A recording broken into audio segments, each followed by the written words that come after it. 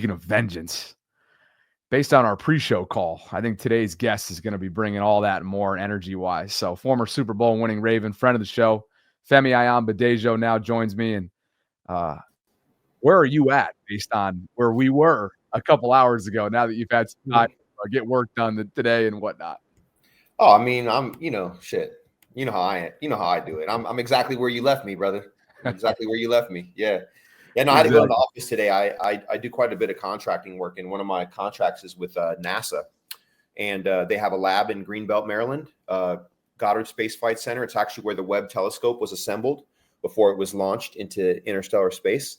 So I go there usually once a week, and I do some work there. And on my way in today, you texted me, and I was like, let me just call this dude. I don't want to text him while I'm driving, of course. You know, I got kids. I got to take care of myself. I do it for them, not for me. But I wanted to make sure that you and I were on the same page, which we usually are. And it's always funny to me how much Sarah and I think alike, but there's a little sliver of divergence, obviously. And there's things she can get away with that I can't. And I respect her grind and I respect her passion because I'm a passionate person as well. And you guys just have such a great yin and yang. And I also think that you and I have a pretty nice yin and yang. So we got into that a little bit today while I was driving into the office. And it was fun to catch up with you before the call today. Yeah, we sure did. You know, she's going to be kicking herself on spring break with her kids that she can't make this segment. But there'll be more as we approach the draft. And because we haven't spoken with you in, probably well over a month now at this point, I did want to start the show by getting your thoughts on maybe not the biggest signing of the offseason, because I think that's Ronnie Stanley, just based on his importance to the team and obviously the protection of their franchise quarterback, but certainly something that moved the needle headline-wise, and that is DeAndre Hopkins coming to Baltimore. And as you see here, and as I'm sure you've already combed through, the main theme of this offseason has been void years, which reflects where Eric DeCosta's cap situation is, and it's limited. They are tight. But this is a low risk, perhaps medium to high level reward acquisition. So D-Hop's coming in. It's 1 year, $5 million base value, chance to get up to 6, I believe, if I'm not mistaken. There are 4 void years for the cap. And yeah, there it is right there. The 1 million of incentives potentially getting up to 6. And fam, obviously, this is a direct replacement for Nelson Aguilar, who has served as wide receiver 3 over the last couple of years. He's not expected to be back. And so when you think about it with that alone, expectations-wise, a total no-brainer. Your thoughts on the move? No, I thought it was a great move. You know, it's in the vein of Anquan Boldin. It's obviously in the vein of Nelson Aguilar. I mean, I think Anquan obviously had a lot more left in the tank than people assumed when he was acquired. So it might not be an apples to apples comparison, but maybe D-Hop will come here and he'll have an Anquan-like effect.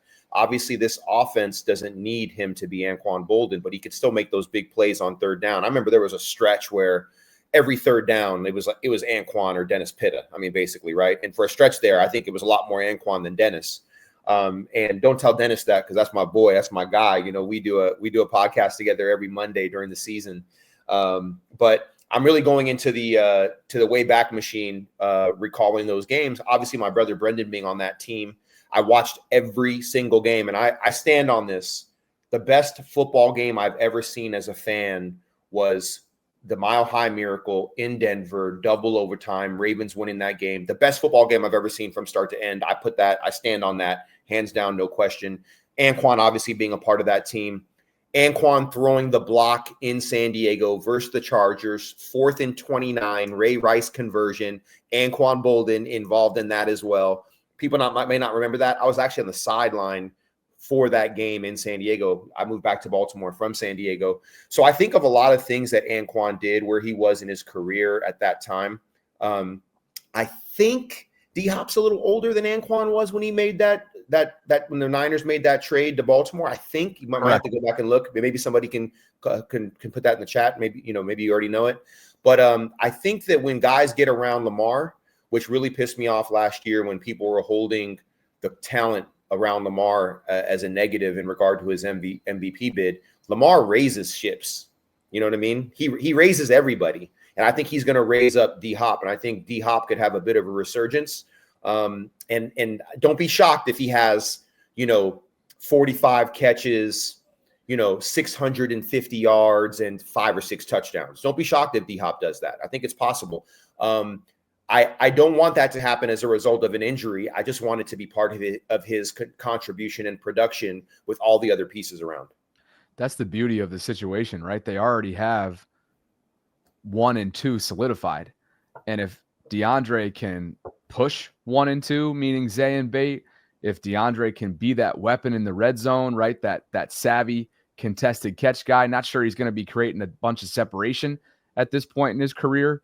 But if he can be that guy and obviously bring on top of that, which is gravy, what Odell brought to the room, which is otherwise young and an experienced group, right? That veteran savvy. I think that's probably what the Ravens signed up for here. But in terms of usage, formation-wise, schematically-wise, how do you see Todd Monken using D-Hop at this point in his career? I mean, I think you can line up D-Hop anywhere. You might if you go 3 wides, you obviously want Bate on the outside for sure.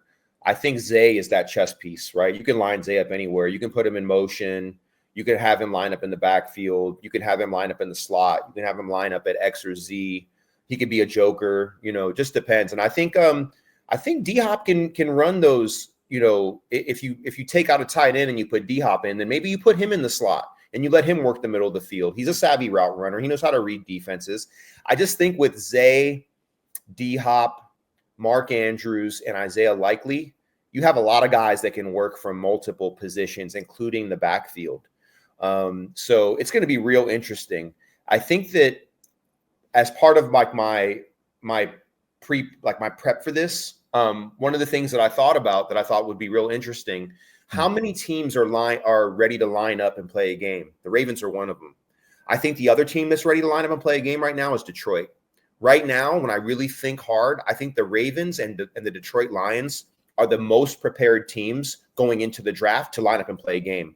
What does that mean? What is that worth? I'm not sure if it's worth anything, but they are prepared to play a game today, and the Lions are prepared to play a game today. I don't think the Eagles are. I definitely don't think the Chiefs are. The Pittsburgh Steelers definitely aren't. Houston, maybe, but they've lost a couple pieces too. And with the kind of the dip that the QB took last year, I don't know. But if I think of the top 2 teams ready to line up and play a game today, and that's why they're my 2 top choices for the AFC and NFC representatives in the Super Bowl next year, it's going to be Detroit and Baltimore, in my opinion. All right, perfect segue, because nobody's lining up right now, as you know. And so Absolutely. The team it's a fun game to play, though. It's a fun game to play. oh, there's no doubt. And you set me up perfectly here. Cool. Because now it's like, all right, since they're not lining up right now, what are the next steps team building wise? We obviously know under 4 weeks out from the draft.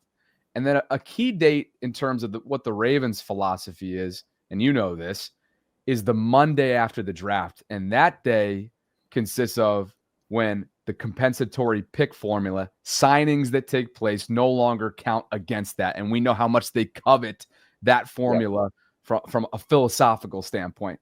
So where I'm going with this is I expect them to bring in, hopefully it's a different ultimate result, but an Eddie Jackson post-draft, right? A veteran corner post-draft. But going into the draft, being that the formula will not count against the formula until after the draft, what do you think their top 3 biggest needs are? Because certainly edge, corner, and guard come to mind quickly, but order-wise, is that your 3? Are you sticking safety in there? Where are you at? So you're talking about going into the draft, or you're talking post-draft? Which going into the draft. Going into the draft. Yeah, I would say the way that I look at the board right now is best available player filling a need. And for me, it has to be a rush specialist / outside linebacker defensive end. I would probably go offensive line, specifically left guard. But you know that they're pretty good at converting tackles to guards these days. So maybe best available, offensive lineman with the most talent with a conversion capability. Okay. And then after that, maybe you go DB / safety cornerback at that point, because you can never have enough corners. You look at the AFC North and you look at all the receivers and the quarterbacks. I mean, it's crazy, right? So that's what I probably go with right now. But who knows if a crazy talented wide receiver falls to you at some point at the second or third round, do you take him? Maybe. And that's the beauty of the situation for the Ravens, I think, right now, is that this idea that I teed up about who's ready to play a game right now, they really just need depth, in my opinion. I think that for the most part, the 2020 and do you remember when I said that the most talented team that the Ravens have ever had was the 2023 Ravens? I think I said that.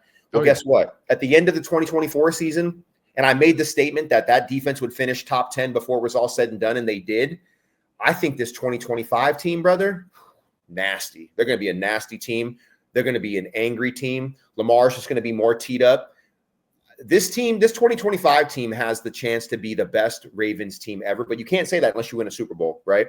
So it's really hard for me to just say, like, it's the top three. These are the top three positions. It's definitely going to be, rush end, outside linebacker, tackle. I'm sorry, offensive line, and then a DB. It's probably my three. But as the draft unfolds and we watch guys come off the board and we start to really learn about these athletes and who they are and their capabilities, I might reach for a guy. And I don't like to use the word reach. I might say that this is the most talented guy. Let him go compete with somebody that we think is a plug and play starter or potentially a solid backup. Let this guy go compete. Maybe you just build more depth. So that's where my head is today. I think that's the best answer I can give you. Fair.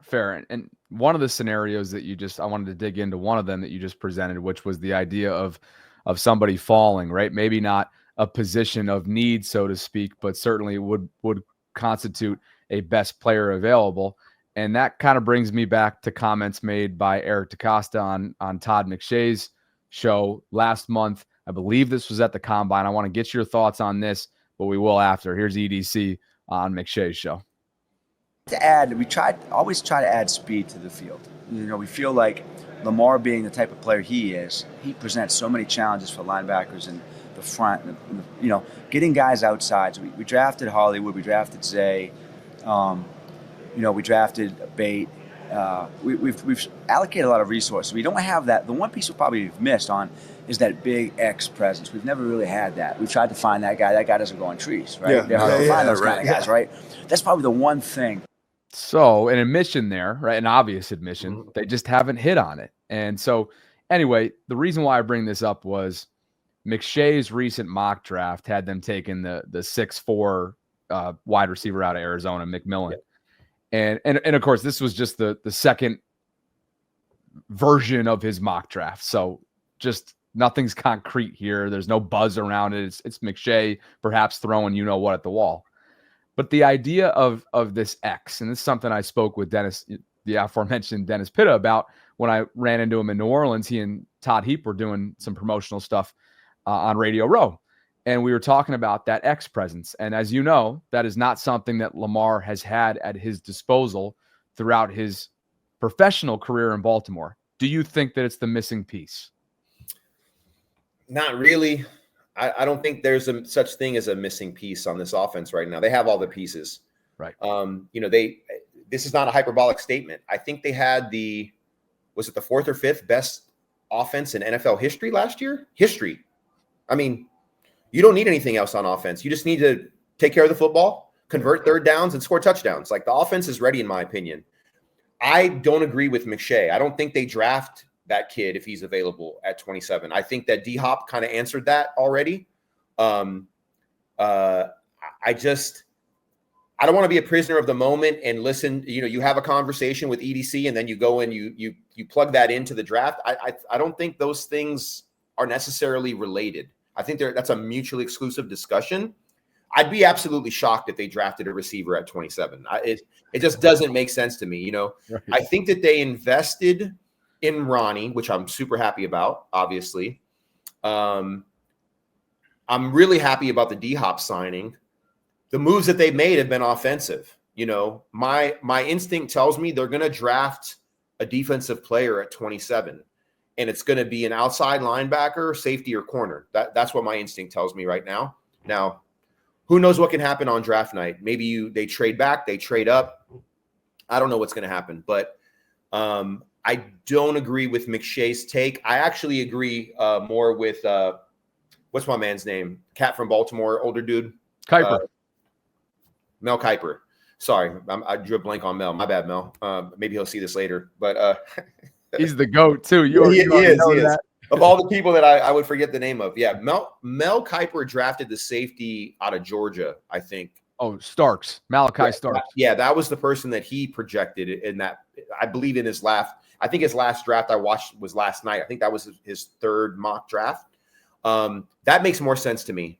But I don't even know if that makes sense. I like the safety guys that they have right now. I like the starting safeties that they have as is right now. I like Ardarius. I think that kid earned his right to keep his position.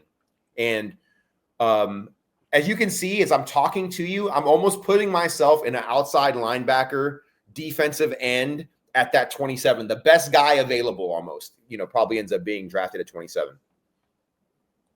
Here's Ardarius right here. And I'm glad you mentioned it because I do have a slide here from Jeff earlier this month. And Sarah and I were both on record for saying that while absolutely Ardarius is a key piece to this puzzle, a former undrafted rookie, plays with his heart on his sleeve, a couple of those hit stick plays, right, that come to mind. Joe Mixon right before the goal line on Christmas Day, Freiermuth against Russell Pittsburgh Wilson. at one.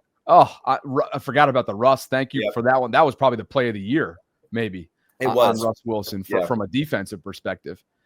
Here's the situation that he's in right now.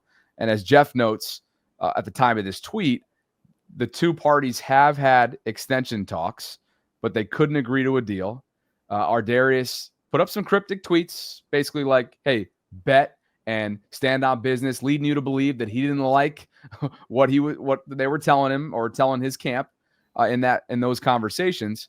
And so Jeff went on to say, hey, the Ravens could have put a $5.346 million second round tender on him that would have gotten them a second round pick if he'd signed an offer sheet elsewhere, and they didn't match, but they opted not to, leading you to believe that the team, much like they did several years ago when they non-exclusively franchise tagged Lamar, they understand the market and they understand that his probably isn't going to be all that much of a buzz because of how undersized he is.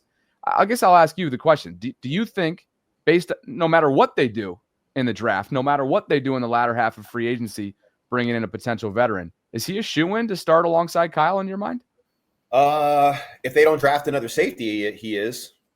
You know what I mean? But isn't it true he hasn't signed his offer yet, correct? So he technically is not signed at this point. Is that right? Correct. I'm under the assumption that he will remain unsigned by another team and that he's going to ultimately end up in Baltimore. Yeah, I think and I've been an undrafted, rookie before. I know what that looks like. And when I had my bite at the apple as a free agent, you have to be honest about where you are in your career, and you can view yourself however you want, but the market's going to dictate to you what your value is. And for me, a bird in the hand, at one point, I think I signed like 6 one-year deals, and then I went to Arizona and I signed a 3-year deal. You know what that meant for my family and I to sign a 3-year deal after having like a 1-year deal, like for 6 years in a row? Every year it was like a blood sport for me, to prove myself. And I know that as a veteran that I was probably going to be on the team, and I knew I had earned my position to some degree, but you're just an injury away when you have a 1-year deal from being on the street. You know what I mean? So I think you've got to be really mindful of the idea that you can feel however you want, and you might be right. But if you're only bidding against yourself, the more time that you take, you're giving the Ravens a chance to make backup and contingency plans when you're kind of overestimating what the market has in store for you. And if somebody wants to sign you early or wants to pay you, they're going to sign you probably that first week of free agency. That hasn't happened. You know what I mean? So do you just say, hey, I've been grinding this whole time, I've been doubted this whole time, I'm going to take the best deal they're going to give me because I want to play in Baltimore. I'm the starter. The best way to earn that money is going to be with the team that already has you penciled in as the starter. And I think the more you delay that signing, the more likely you open the door for other things to take place.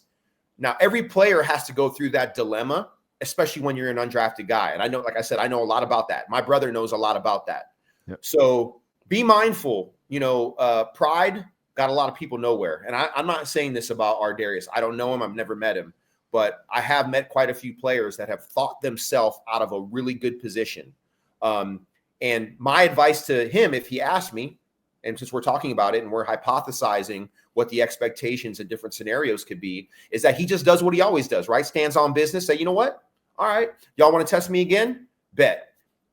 Am I going to be the starter? Yeah. Are you going to draft somebody in the first round that I'm going to compete with? Let me know what are the plans here? I think Eric would have that talk with him, and I think Eric would be honest with him. This isn't the 1990s where GMs and players didn't talk about scenarios and there was a lack of transparency. I think he can get a real good vibe about where he is in the Ravens' mind and how they view him. And if he wanted to know, like, hey, if I do it again, are you going to give me a multi-year deal? Yeah, we're going to give you that multi-year deal. Do it again. Show us you can do it again.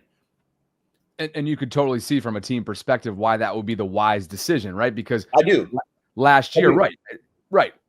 Whether you're former undrafted rookie with that kind of pride or not, we all see that last year for him, unfortunately, was an outlier in terms of availability when you can stack it up and compare it to recent years. He was available. He came up big, stepped up massively when they benched Marcus Williams and provided them the stability that they needed desperately at the time around week 10, week 11, and look what happened to that defense from then on. Now, does Kyle deserve more credit? Of course, but Ardarius was just as much of a mainstay. Man, he made some plays, man, that like he doesn't make those plays. I don't know if we end up in the same. I don't know if we win the AFC North. You know what I mean? Yeah, that's just real talk. That's not hyperbole. That's not just me. Really appreciating a guy's ability. It's the truth.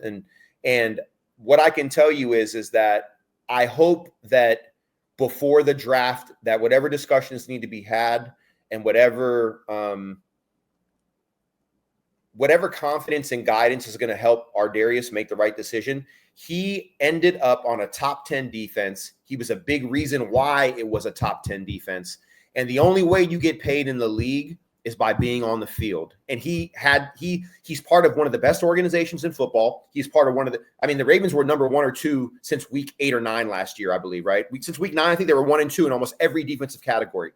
That rise in improvement, he had a big part in that. People see that, right? So whether he ends up getting paid here or somewhere else after next year, if he can do it again, the Ravens are going to, did you see the Ravens schedule, by the way? Like, it's insane. It's insanity. He's going to be in a bunch of primetime games. Everyone's going to see him. They have the hardest schedule in the NFL again.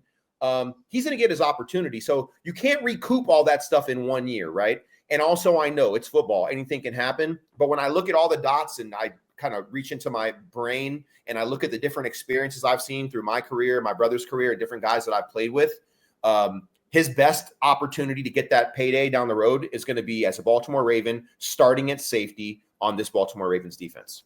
You mentioned the opponents. That first place schedule hits different. Outside of of course, the 3 AFC North opponents, home games include New England, of course, in a rebuild, year 1 of Mike Vrabel, but don't be surprised if he can quickly turn that thing around, depending on what they do in the draft as well. And Drake May seems to be having all kinds of upside for them if he can get more talent around him.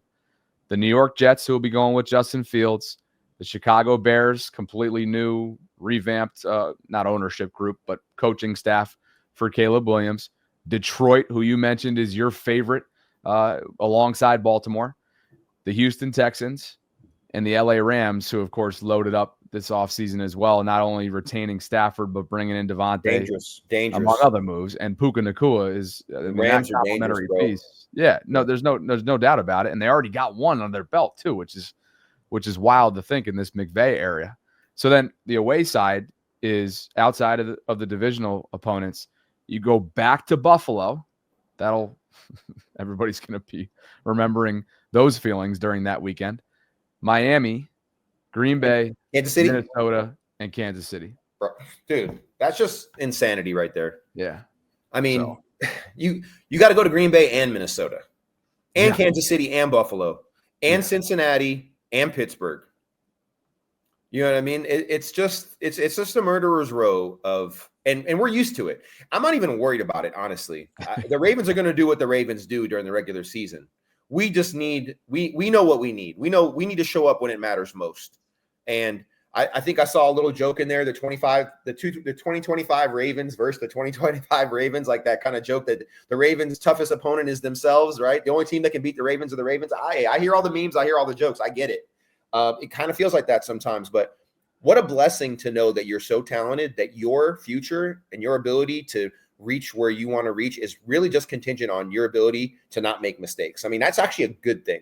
And I don't care what level of football you play, the winner, whether we're talking about Pop Warner, high school, college, or the NFL, it's always the team that has the most talent that makes the least amount of mistakes. That's who wins the games at every level. There's no mystery about that. One of the many examples that backs that up too was last year starting 0-2 and still taking your division while playing like kind of below your standard for a good chunk of the season, right? I think that's fair to say, below your standard. The defense did, for sure. And then, and then Tucker had his issues with making kicks, which didn't help. I think those two things kind of led to a bit of a kerfuffle, as I like to say. Yeah. You know what I mean? But everybody found their way eventually. I mean, we were right there to do what we need to do. I won't rehash it. We don't need to talk about Buffalo again. No, but I'll get you out of here on this unless you had anything else that you wanted to discuss after it. But Odafe Oweh was recently named, PFF puts together a few weeks ahead of the draft, like, hey, which team has the most valuable trade assets? And they were labeling, a player for all 32. And for the Ravens, it was Odafe going into draft weekend, meaning who could potentially be used as a trade nugget, as a trade asset going into that weekend. Where are you on Odafe? He's coming off a career season. He's set to play on his 5th-year option this upcoming season. We know what the market says right now for outside linebackers. It's a great time. And he knows that, which is probably, I'm guessing, why a guy who never tweeted these following things earlier in the month. The peace emoji and the man I hope not, but God's plan always wins, leading you to believe, again, not to speculate here, but it kind of leads you to believe that he didn't like what he heard from his camp amidst those perhaps negotiations. Yeah, let me go a step above that because I don't know what any of that means, and I'm not going to speculate. What I do know is that rush ends with 10+ sacks don't grow on trees. I know that. And I know if he puts up another 10-sack season, do you think he's going to be on the street signing with another team? Absolutely not. He's going to be right back here in Baltimore. He's going to be right back here in Baltimore rocking that purple, black, and white with that bird on the side of his helmet, guaranteed. So all he needs to do is go out there and just do what he did last year, but just do it a little bit better. You know what I mean? And he'll get that multi-year deal that he's seeking, and they'll have to pay him. And this is an opportunity to rise to the occasion once again. It's just a challenge, man. And all the things that he's been through to prove he can even play football. Look, come on. Like this to me is, I like all the receipts. I like all the negative motivation. I know how to channel all that. And I'm sure he can channel all that too. So he's far like that, all that tweeting stuff. I mean, to me, that's a bit premature in my opinion. Like that's whatever let's assume that it is based on what he heard about him in football. I mean, I don't even know if that's football related necessarily. It could be, maybe it is, but he will be rocking a Ravens uniform next year. And all that matters is what you do next season. Because no one's going to remember this. I mean, you will. You and Sarah will. You and Sarah will have the receipts to talk about it. Maybe some other media folks will. But this means nothing right now. What matters is what happens between those whistles in September and February. So if he wants to be here and he wants to get that deal that he really thinks he's earned, repeat what you did last year and just do it a little bit better. You'll get that deal that you've been yearning for. Question becomes, though, you getting that deal from Baltimore. We've seen players of his caliber. Judon's a step above, but Judon comes to mind, right, who went on to have a lot of success after Baltimore, and they let him walk in free agency. So I just wonder, to your point here, scenario-wise, if he were to post back-to-back double-digit sack seasons, for example, which, again, 10.5 this past season, a bunch of pressures, right? And somebody that, sure, is he a late bloomer? And there's so much of this fan base, I think is yearning for life after T sizzle at that position. Tough guy to follow. Tough act to follow. I mean, and you know what? When I think back, and maybe somebody in the chat can look this up, but I think Odafe's PFF grade was pretty high, actually. Like I think he did really well against the run and the pass. I mean, he had his best season last year, right? There's no argument there. If memory serves, it was high 70s, low 80s, somewhere around there. Which is fantastic. People that know PFF, that's a high grade. And if you want to get a benchmark, my guess is he was probably top 10, top 15 at his position is what I have PFF. I'm not gonna open it up now. No reason to do all that. To be honest, I don't even know where my phone is, but that's a problem. Do you mind if I pivot to one other thing before we drop? Absolutely. One of the things that you and I discussed, I really want to get into this Mark Andrews, Isaiah Likely, and this isn't even about Isaiah. Like Isaiah is Isaiah. I actually don't even want to compare them. They play the same position. Like this is not a binary zero-sum thing. Like what Isaiah does is what Isaiah does. He's one of 5 skill positions on the field. Mark is one of 5 skill positions on the field. And one of the things that I think Sarah and I got into that we disagreed on was the value of Mark Andrews. And remember, I have a telescope and a microscope.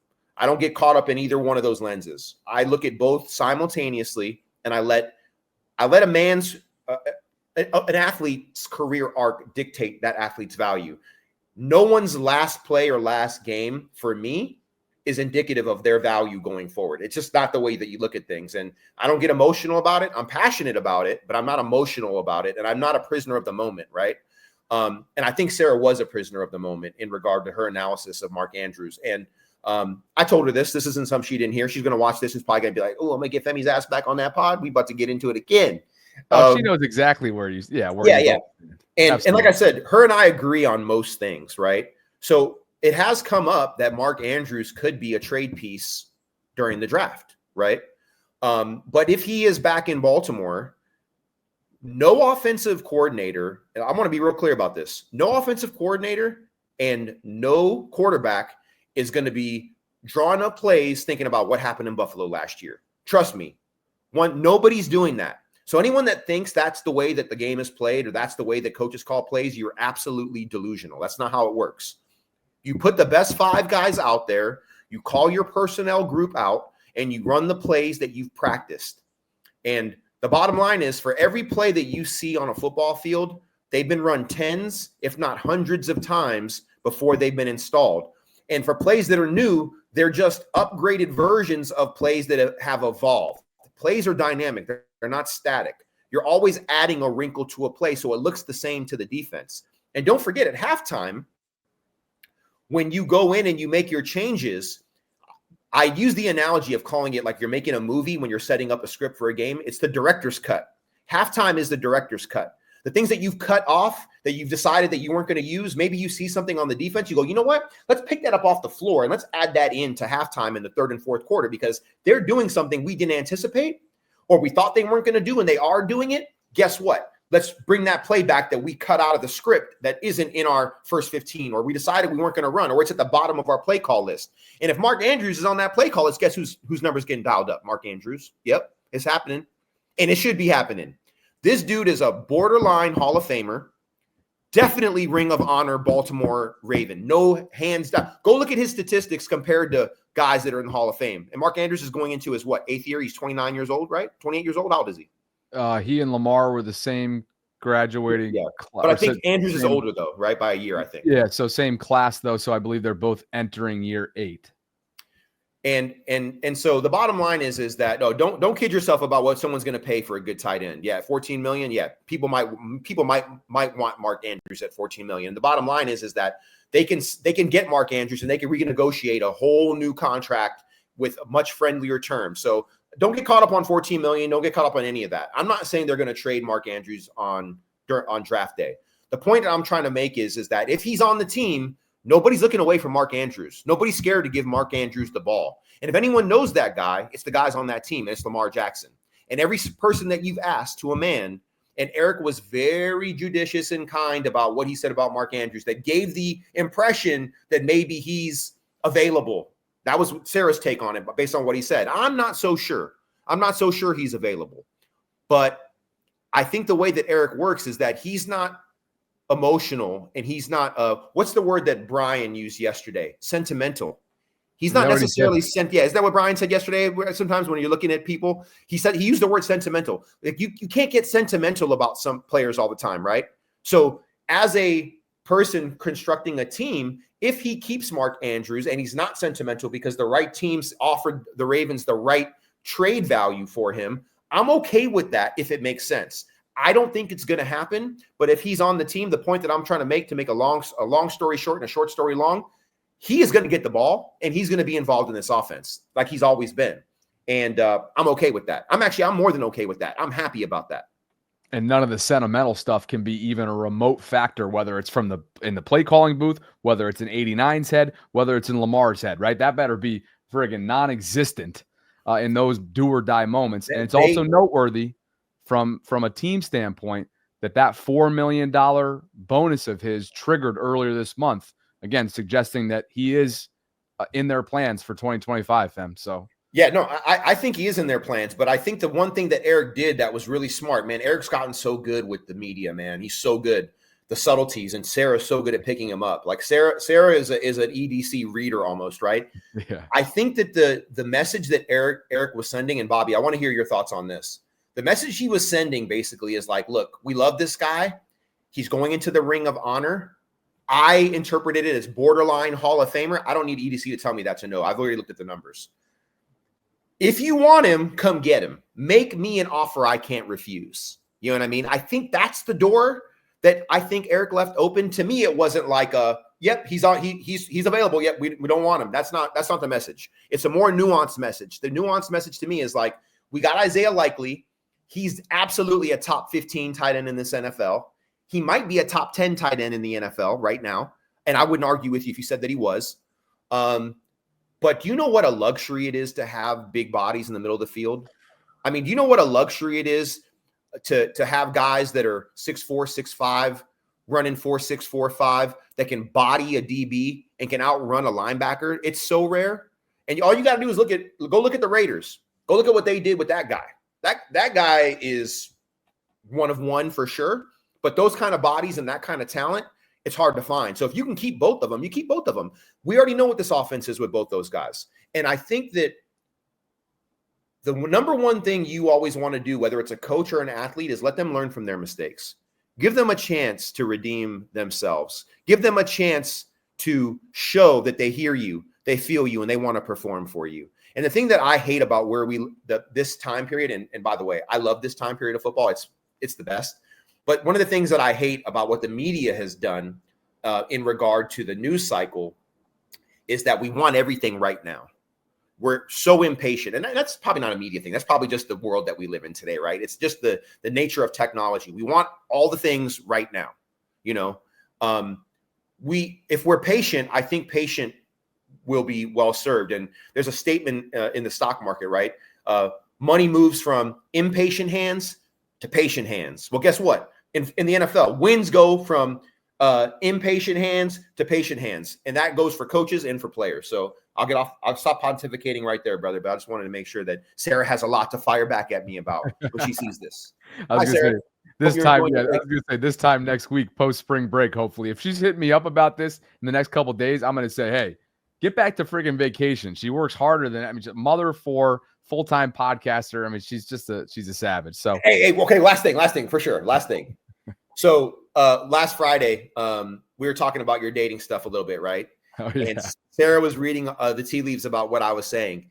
Dude, she's gotten so good about the non-football stuff. Maybe she was always good at it, but I love having or listening to her kind of, once again, interpret things and kind of pick up the subliminal messages. She got my subliminal really well. So kudos to Sarah on that. So, and what you're alluding to, for those that missed it from last Friday, was the Australian-based dating coach who reached out totally unprompted to us via email to give me some basically free advice, because oftentimes, as you've come to realize, post quick hits, we will sometimes, when I say we, I will share and sometimes overshare what's going on in my dating world. And then just remind me though, she was essentially saying, "Oh, you had said that I was thirsty." Wait, can you help me? I said, help rewind that. So what happened is that I was listening. I was walking to like an NCAA tournament, you know, at a bar somewhere to meet up with some folks, and you guys were talking about the coach, and he said that, you know, he was talking about what a great catch you are, right? But there's some things that he sees that are unforced errors. And to surmise it, my thought is that, man, yeah, Bobby's a little thirsty, you know? And the way that you interpreted it was that if I was thirsty, I would just be doing anything with everyone who cares, right? Yes, But the way that I meant it and the way that Sarah got it, and I was very short and curt with my analysis, was that it's not that you will do anything, it's that you just want it so bad, right? Like and the way she phrased it was just perfect. And, you know, without going down a rabbit hole, it was more just kind of the vulnerability and the honesty about what you want, and how sometimes, you know, you got to be a lot more patient, probably. Like, some of those things will come to you. And I won't share all our personal conversations here, but Sarah's interpretation of my intent was just spot on. And I look forward to hearing more about Bobby's dating escapades, you know, and where it all leads. Well, I just love how I got 2 older siblings that I never had, is what you and Sarah have become. Yeah, basically. Right. So anyway, yeah, no, we love that we have that dialogue too, right? Like, you and I have that easy dialogue. Sarah and I have grown to that comfort level of having dialogue outside of football, and I just really value that. I think it's great that I have those types of people in my life, like you and Sarah. So appreciate you for coming on. What do you got to plug? What's going on in your life? Yeah, no, I'm not going to plug anything today, man. This is just about the Baltimore Ravens and what you guys are doing, the Vault and the Voltrons. Is it the Voltrons? We officially went with Voltrons. Man, I love that. For those, and you're too young to probably remember Voltron. Do you remember the cartoon Voltron? Do you? Well, a lot of our chat did, and I had to go and figure out what the heck they were talking about. It was my favorite cartoon as a kid, bro. Yeah. So, you know, to hear that you guys went with the Voltrons, because I remember when you guys were kind of first talking about it, like, I just heard the discussion, and then I heard the final outcome. I was like, damn, that's it right there. I like that. The Voltrons. Yeah. So that worked out really well. So that's what we went with. So I'm just here to support the Voltrons, man, and the Vault and your show and everything that you guys do. And, you know, I just want to get on here and I want to be in the arena arguing, talking shit, you know, giving my 2 senses, right? Yeah. Heck yeah. That's what I said. I said 2 senses. Hey, the Voltrons love you, though. I'll speak for them. They love you. And we appreciate you continuing to come back and be so generous with your time. So we'll do it again, hopefully pre-draft, maybe even mid-draft on opening night. We'll talk about schedules and whatnot off the air. Yeah. And appreciate you as always, brother. Thanks, guys. Absolutely. Former Super Bowl winning Raven, Femi Ayambadejo. You can go hit him up on social media, including on Twitter, where he can be found at Obafemi30. That is OBAFEMI 30. So go show him some love. Tweet at him. Just say thanks. You guys know how it goes. These guys do this out of the generosity of their own interests in this case, because Femi loves talking Ravens, and of course, just their love for the show and whatnot. So we really appreciate them.